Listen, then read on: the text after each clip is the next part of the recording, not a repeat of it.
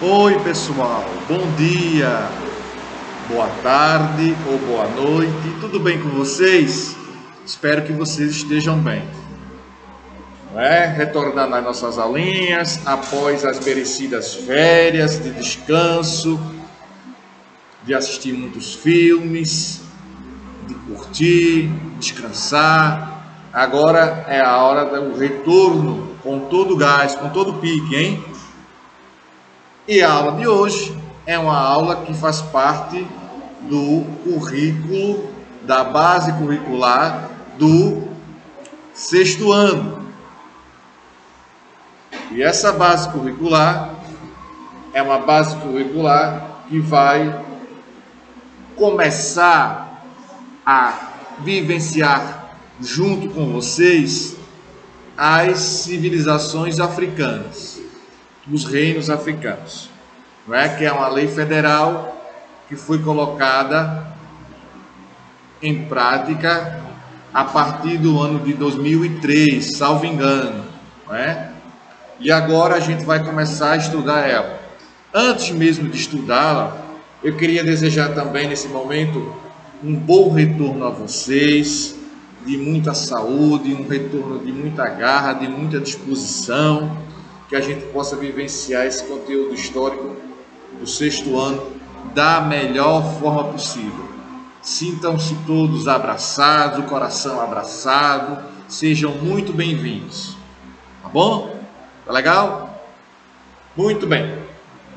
Antes de começar a aula sobre os reinos francos propriamente dita, eu quero também fazer uma pequena revisão, uma pequena abordagem, revisando alguns aspectos importantes que nós estudamos até aqui, até então. Ô professor, quais foram esses conteúdos importantes em história que a gente vivenciou? Você pode estar se perguntando. Lembra aí que eu estou um pouco esquecida, um pouco esquecido. Vou lembrar para você. Isso mesmo, muito bem, viu? Vai longe, você vai longe. Então, buscando aí no seu HD, na sua memória que está guardada, tenho certeza, nós estudamos isso. O que é história? Vivenciamos lá que a história é a ciência que se preocupa em estudar aquilo que passou, estudar o presente, para entender, para tentar fazer uma previsão do que vai acontecer no futuro. E essa ciência, ela é muito importante para a gente. Todos nós temos a nossa história, temos os fatos que foram sendo seguidos um ao outro, e aquela história ela foi marcada através de registros como fotos, filmagens, gravações. Então tudo aquilo ali faz parte da nossa história.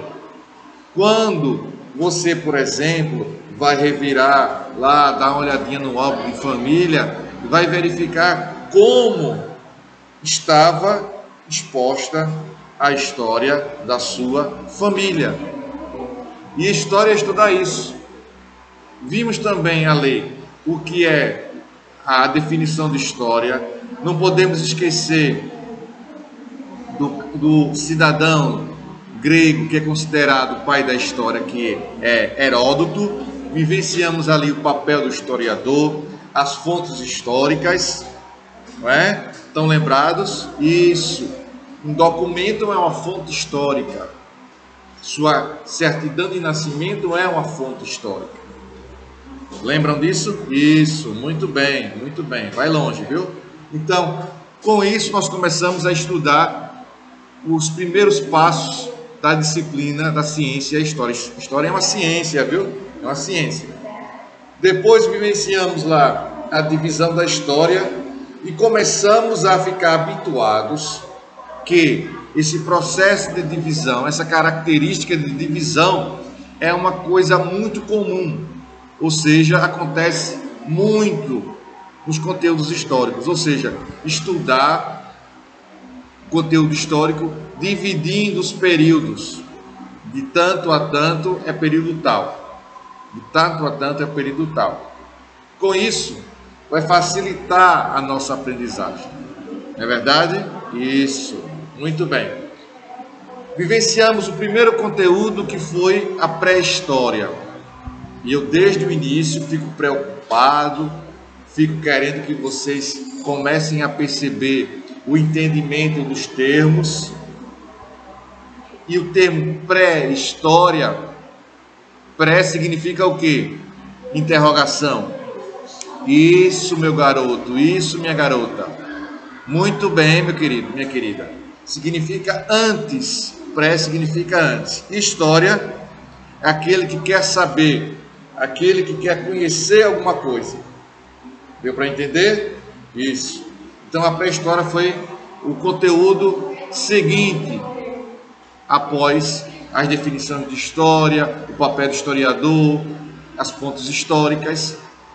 E a pré-história vai apresentar ali, nós vamos estudar o que? A evolução do homem.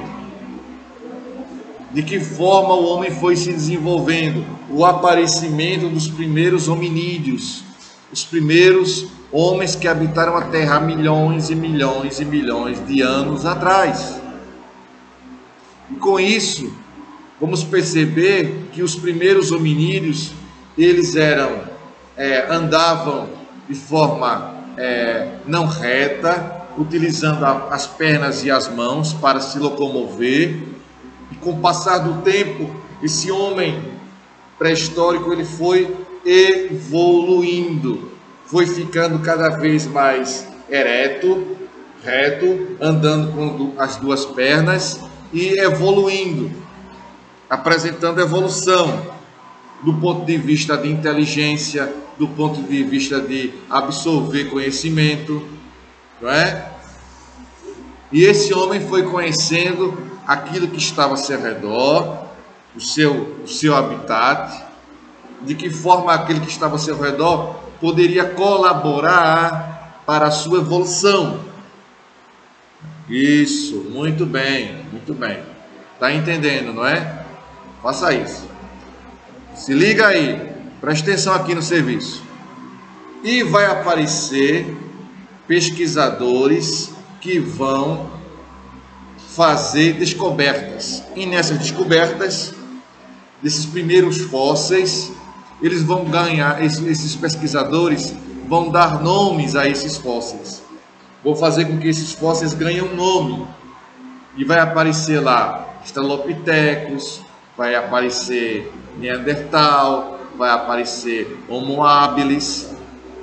Esses nomes diferentes vão surgir por dois fatores: pela região em que esses vestígios foram encontrados e também em homenagem àquela evolução. Por exemplo, o Homo habilis, ele ganha esse nome porque ele era um fóssil bastante evoluído.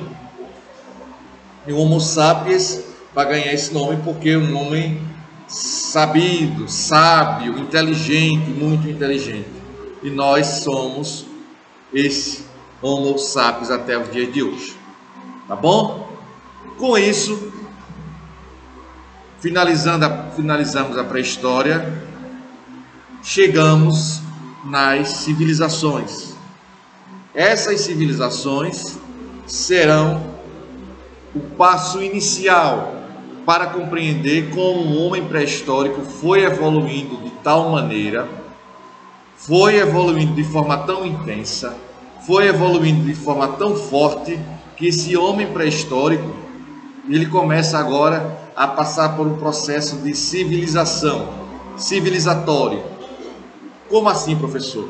Civilizatório significa que ele deu um passo à frente, ele está mais civilizado, ele está começando a se vestir, ele começa a ter núcleos sociais, grupos sociais que vão estar nesse desenvolvimento.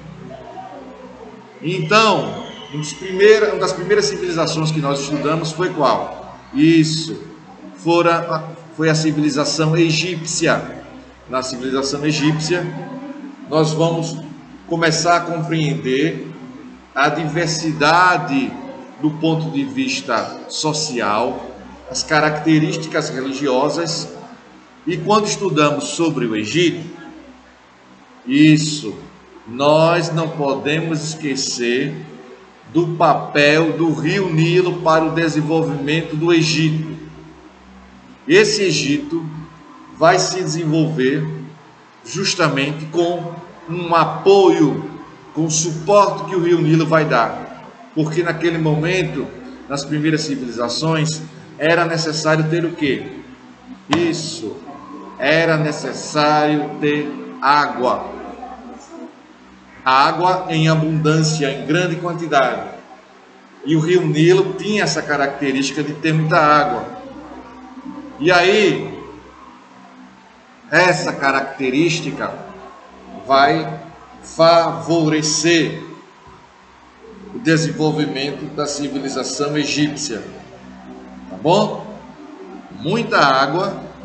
E por outro lado, os egípcios começavam a observar a necessidade de armazenar água, de guardar água.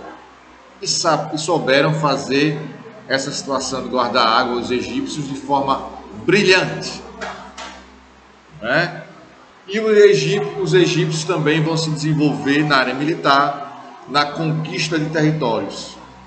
Eu já mencionei e volto a falar que uma civilização, ela precisa, um grupo social, um estado, uma organização naquele período precisava de uma estrutura militar que pudesse dar um suporte, dar um apoio, proteger aquela localidade, proteger aquela cidade, proteger aquela região. Deu para entender? Então, com isso, os egípcios vão começar a investir no exército, na área militar, e vai ser um exército muito poderoso. A partir daí começam a invadir outros territórios, né? E ali o Egito começa a se desenvolver, começa a crescer. A gente também, muito bem, não pode esquecer da questão do faraó, da questão política, como estava organizada a estrutura do Estado egípcio. Não podemos esquecer jamais disso, tá bom? Depois de ter estudado a civilização egípcia, nós passamos a estudar a civilização mesopotâmica. E ali esse termo Mesopotâmia significa terra entre rios. Observe, mais uma vez, a questão dos rios, da água ganha importância. Terra entre rios, Mesopotâmia, Tigre e Eufrates. Esses dois rios colaboravam de forma gigantesca para o desenvolvimento da região mesopotâmica. E, por outro lado, muito bem, os mesopotâmicos possuíam uma região que facilitava a invasões. Então, por conta disso, vários povos invadiram a região da Mesopotâmia. Vamos lá. Quem foram eles? Quais foram? Muito bem, viu? Vai longe. Os sumérios, os acadianos, os babilônicos, os assírios, esses povos ocuparam a região da Mesopotâmia. Por quê? Porque é uma região geograficamente que favorecia a invasão de povos. O povo tal se organizava, um exército ia lá e invadia. Outro povo se organizava e ia lá e invadia. Tá bom? E aprendemos que desses povos, alguns se destacaram mais do que os outros. Entre eles, podemos citar os mesopotâmicos. E os mesopotâmicos vão se destacar por conta do rei Nabucodonosor,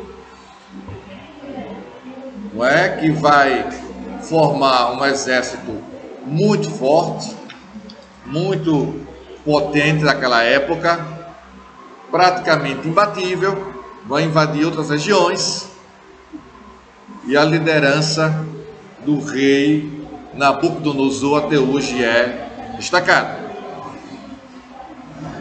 E temos também o Código de Hammurabi, não é?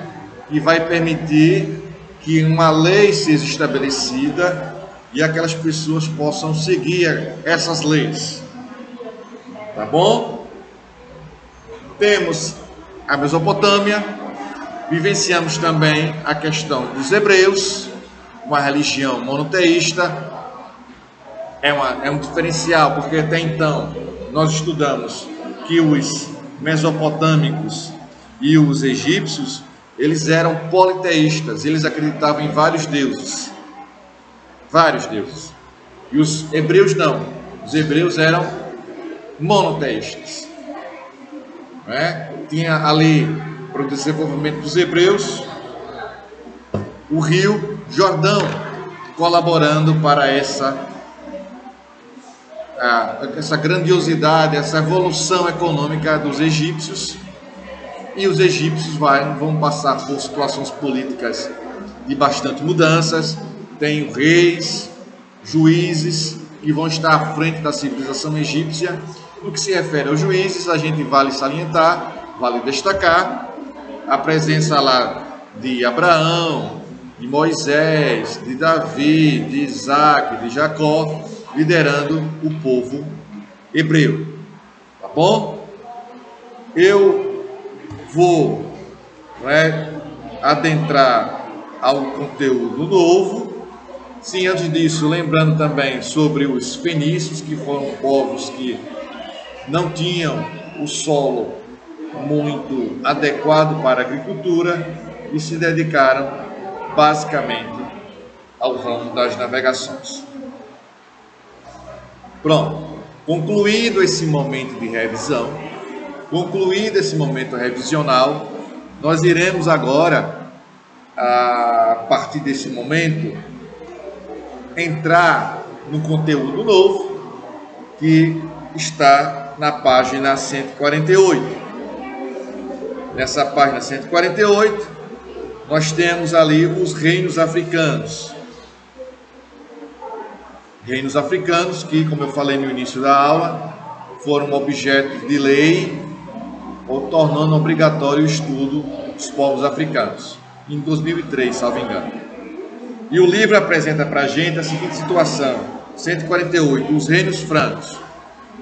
Diz assim: como a arqueologia e a antropologia entendem o passado.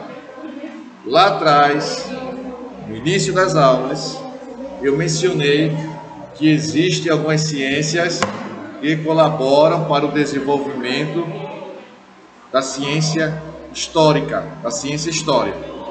Entre essas ciências que auxiliam a história, eu mencionei arqueologia e antropologia.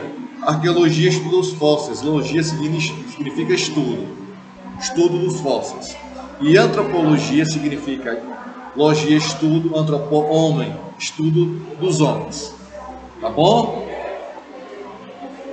E assim, nós vamos começar a esses novos conteúdos a partir da página 148, no capítulo 8,